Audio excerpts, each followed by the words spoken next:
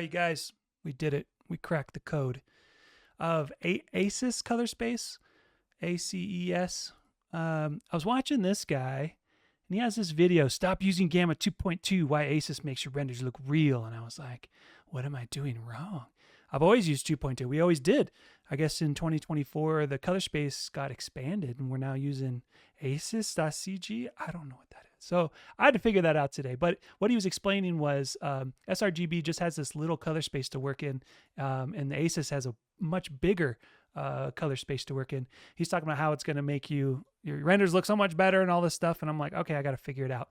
However, it was a pain in the butt. There wasn't anything that was like super clear on YouTube. He was kind of clear it was for V-Ray only. So I had to figure it out for Corona because I'm a Corona user. So let me go back. I'll show you guys. So this is Gamma 2.2. I don't know if compression with YouTube if it's going to come through, but this is with ACES. The blue in here, it gets so much more rich. And I didn't change anything with the viewport, not the viewport, the render viewport, the render window. I left all the settings the same. So you get a lot more blue in the secondary bounces. You get a ton more blue in the reflections. Like it looks pretty dang good. So again, I had to figure this out. Let me show you what I did and how you can get there as well. So open your scene up. We'll go to rendering, color management. We used to use Gamma workflow, this Gamma workflow. I think it was 2024, Max implemented this OCIO, which is the ACES. I don't know how they're related. So we click that into here, and this is it. The one other thing I would suggest is down below here, conversion. So anytime we have a JPEG going out, you want to have an automatic conversion to a nonlinear color space because it's a JPEG, it's nonlinear. So it is out of these, you want to click display, sRGB, and then ACES 1.0. That's that. I don't think I changed this. I think that, yeah, that got left the same. So that was it. There's some logic behind this where if you upload a JPEG, it'll keep it in sRGB space. If you upload an HDR, it'll put it in a linear space. You can tweak with some of these settings. There's also some stuff where if you put raw at the end, so roughness _ raw, it knows it's a raw image and it'll change the color space for you automatically. That could be kind of cool if you're in Substance Painter. We just would go into the maps themselves and we can address the naming convention, which I taught in the last YouTube video I had. We can just put raw on the end of a few things. That would be cool because then when we drag them in, it just automatically changes the color space. But let's say it's not going to, I hate that GUI thing, man. Let's just say that it's not going to change the color space. We need to do it manually. Super easy, not a problem. I have this metal, kind of brushed metal looking thing, shader ball. Shout out to Grant Warwick from the V-Ray days back in the day. I found it online. We're going to go down to roughness. Roughness needs to be a linear map. So down here, instead of it being sRGB, which would come in stock, we scroll down and do raw. That's it. It'd be like the same as when we were going from 2.2 to 1.0.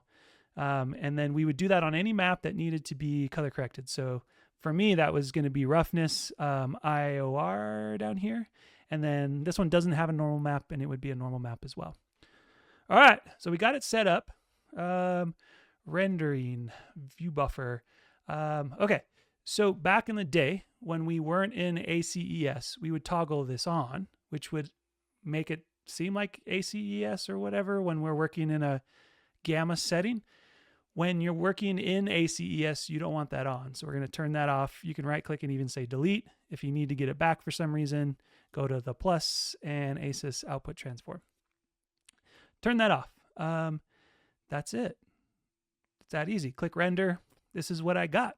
Again, so much more color. The problem though that I was having was getting this out of 3DsMax and figuring out all the settings. So for a nonlinear image, we're just going to go save and then pull this down. For a JPEG, we're just typing some gibberish. We're not going to do automatic. We want to do conversion. And it was the settings that I had mentioned earlier under this rendering button up here. This will give us a non-linear image at the end.